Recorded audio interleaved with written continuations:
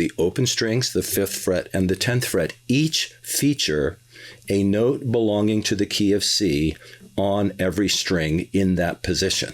And I like to call each of these positions an axis. There are 3 axis positions in every key, and each of those axis positions will be tied, let's say, to the notes 2, 3, and 6.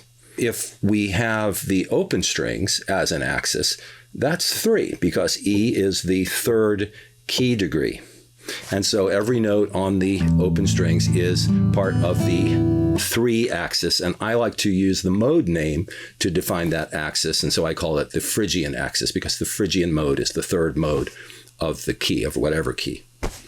The 5th fret, A, D, G, C, E, A, that is the Aeolian axis, the 6.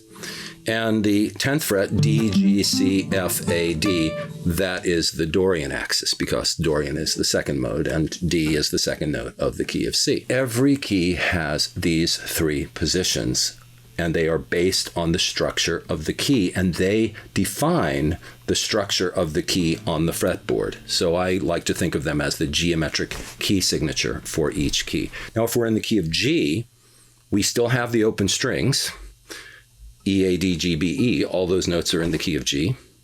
And we still have the 5th fret, A, D, G, C, E, A, all those notes are in the key of G, but we do not have the 10th fret, D, G, C, F, A, D, because the note F is not in the key of G. G has an F sharp, not an F. Where is the other axis? Remember, there are always 3.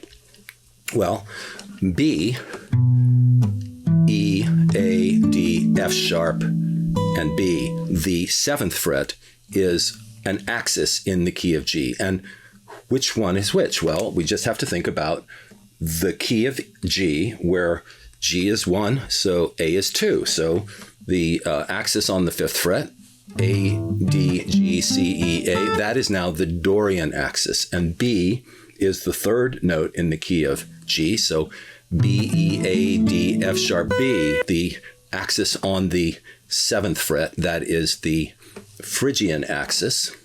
And the open strings, E, A, D, G, B, E, the 12th fret, that is the Aeolian axis in the key of G.